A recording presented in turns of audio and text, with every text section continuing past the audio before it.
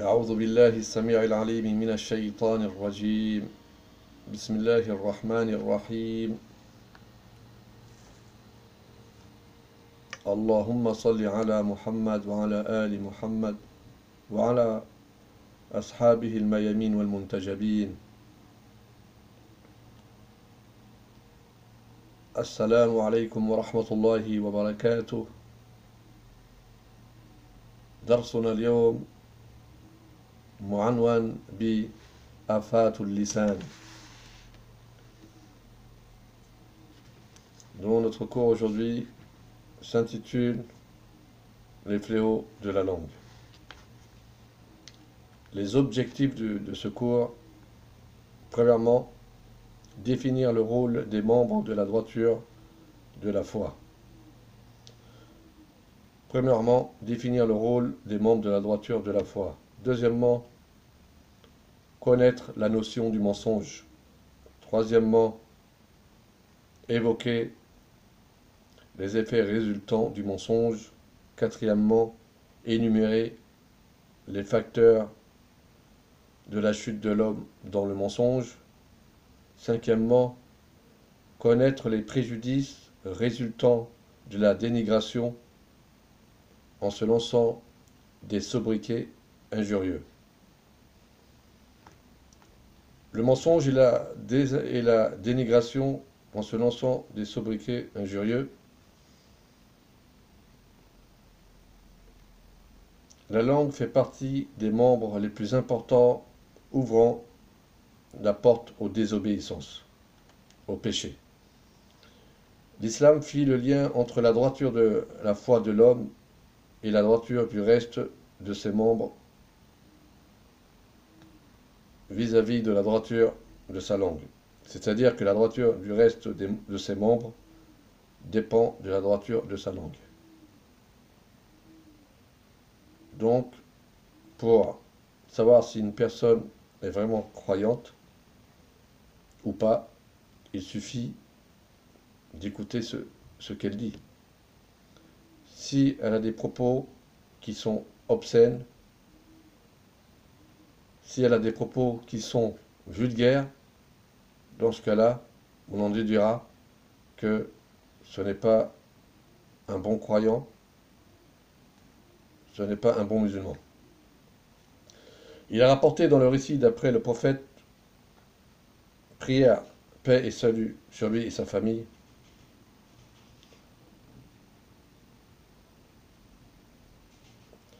Le prophète a dit: la foi du serviteur n'est droite, c'est-à-dire intègre, parfaite, qu'après que sa langue soit droite. Son cœur n'est droit qu'après que sa langue soit droite. Je répète, le prophète a dit: la foi du serviteur n'est droite qu'après que sa langue soit droite, son cœur n'est droit qu'après que sa langue soit droite. Ce hadith est très significatif et très révélateur. La langue fait partie des membres les plus importants qui causent la chute de l'homme dans les désobéissances, dans les péchés. C'est pour cela que la foi de l'homme dépend de la droiture de sa langue.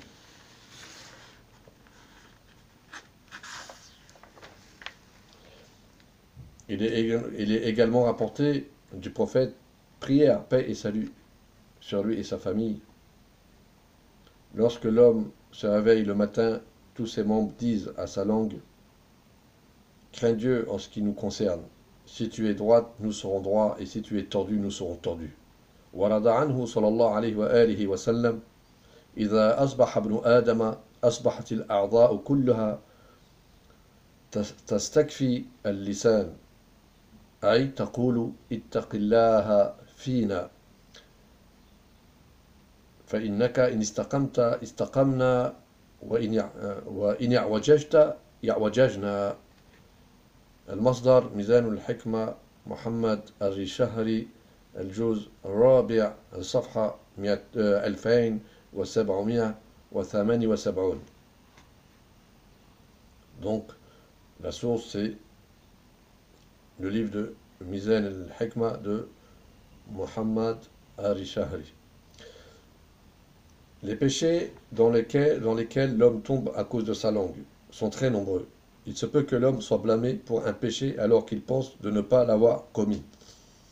Il est insouciant d'avoir dit ce mot, cette parole qui le mena au péché.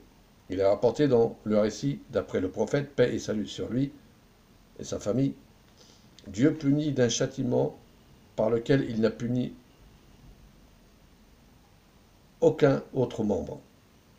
Puis il dit, c'est-à-dire, mon Seigneur, tu m'as châtié d'un châtiment par lequel tu n'as rien châtié. Aucun, entre parenthèses, il fait allusion aux membres de son corps, aucun autre de mes membres. Puis on lui dira, une parole sortie de ta bouche, atteignant l'Orient et l'Occident. À cause de cette parole, le sang sacré fut versé, le bien sacré fut pillé, et la femme sacrée fut violée. La source, Al-Kafi, Al-Sheikh Al-Kulaini, deuxième partie, page 115. ورد في الرواية عن رسول الله صلى الله عليه وآله وسلم يعذب الله اللسان بعذاب لا يعذب به شيئا من الجوارح فيقول أي ربي عذبتني بعذاب لم تعذب به شيئا فيقال له خرجت منك كلمة فبلغت مشارق الأرض ومغاربها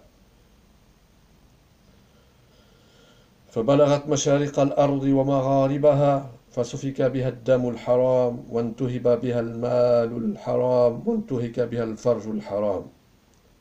الكافي الشيخ الكليني الجزء الثاني صفحة 115.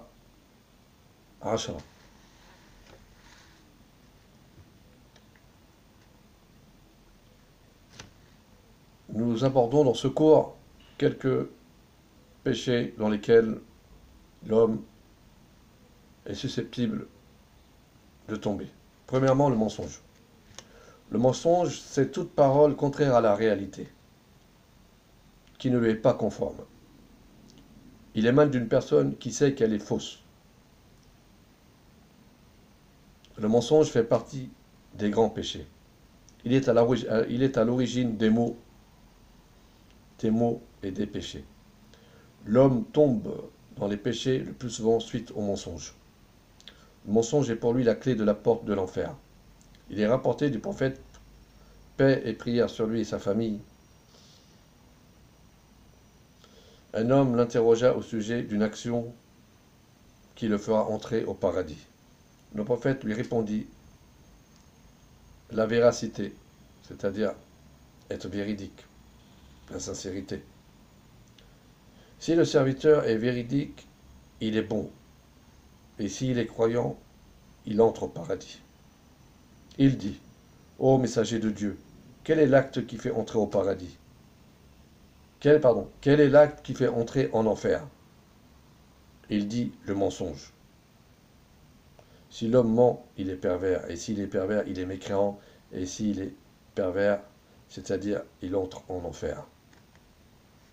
ورد عن رسول الله صلى الله عليه وسلم وقد سأله رجل عن عمل الجنة قال صلى الله عليه وآله وسلم الصدق إذا صدق العبد بر وإذا بر آمن وإذا آمن دخل الجنة قال يا رسول الله وما عمل النار قال الكذب إذا كذب العبد فجر وإذا فجر كفر وإذا كفر يعني دخل النار.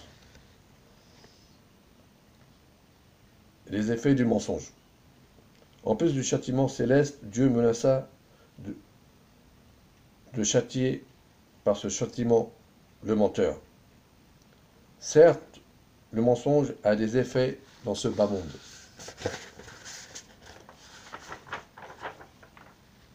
Premièrement, l'absence de confiance et la mauvaise réputation de cette personne. Celui qui tombe dans le mensonge, les gens ne le croiront pas et ses dires ne seront pas acceptés. Deuxièmement, il peut commettre quelques péchés pour cacher qu'il a menti. Et ainsi, le mensonge le tire vers la désobéissance, vers le péché et vers d'autres. Il est rapporté du prophète, lorsqu'un homme vint à lui et lui dit, je commets 4 péchés en secret. La fornication, la fornication.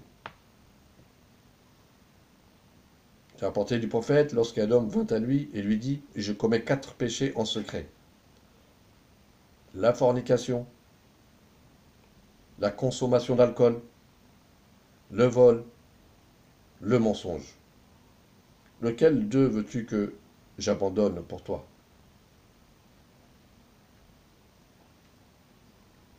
Le prophète lui dit, renonce au mensonge, laisse le mensonge. Lorsque l'homme partit, il voulut commettre la fornication. Puis il dit, il m'interrogea, si je nie que j'ai commis la fornication, je n'aurais pas tenu mon engagement envers toi. Et si je reconnais avoir commis la fornication, on appliquera à mon encontre la sentence. Ensuite, il voulut voler. Ensuite, il voulut consommer de l'alcool. Il pensa à ses péchés. Il revint voir le prophète de Dieu et dit, tu me fermas complètement la porte menant au péché. Je les ai tous abandonnés. وفي الرواية عن رسول الله صلى الله عليه وآله وسلم قال وفي الرواية عن رسول الله صلى الله عليه وآله وسلم لما قال له رجل أستسر بأربع الزنا وشرب الخمر والسرقة والكذب فأيتها شئت تركتها لك دع الكذب فلما ولى هم بالزنا فقال يسألني فإن جحدت نقضت ما جعلت له وإن أقررت حددت ثم هم بالسرقة ثم بشرب الخمر ففكر في مثل ذلك فرجع إليه فقال قد أخذت علي السبيل كله فقد تركتهن أجمع. وعيد وفي الرواية عن رسول الله صلى الله عليه وسلم لما قال له رجل أستسر بأربع الزنا وشرب الخمر والسرقة والكذب فأيتها شئت تركتها لك دع الكذب فلما ولى هم بالزنا فقال يسألني فإن جحدت نقضت ما جعلت له وإن أقررت حددت ثم هم بالسرقة ثم بشرب الخمر ففكر في مثل ذلك فرجع إليه فقال قد أخذت علي السبيل كله فقد تركتهن أجمع. المصدر الشيخ الرشهري ميزان الحكمة الجزء الثالث الصفحة 2674. Troisièmement, l'humiliation d'un autre. Parmi les effets négatifs que provoque le mensonge, même si c'est en plaisantant, c'est qu'il entraîne inéluctablement le mépris et l'humiliation de l'autre. Certes, cela ajoute au mensonge un autre péché grandiose auprès de Dieu. Il est rapporté dans le récit d'après l'imam Sadiq, alayhi salam,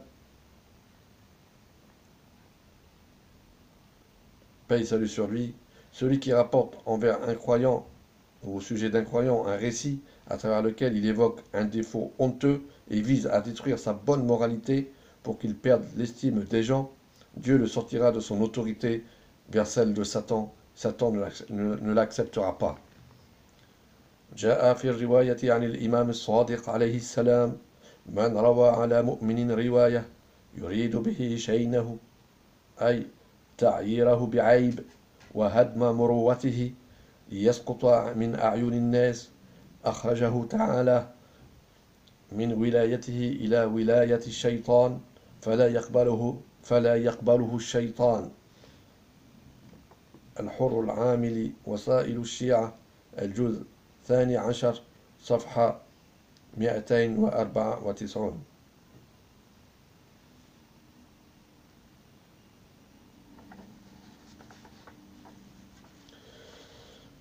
Les causes de la chute dans le mensonge. Les causes de la chute dans le mensonge.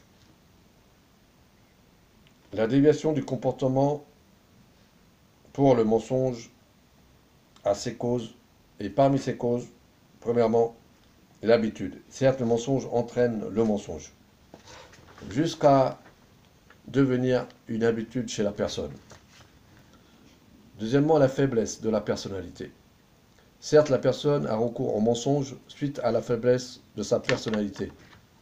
S'il était fort et dur, il n'aurait pas menti, parce qu'il ne croit pas, parce qu'il ne craint pas la conséquence de la vérité, parce qu'il ne craint pas la conséquence de la vérité.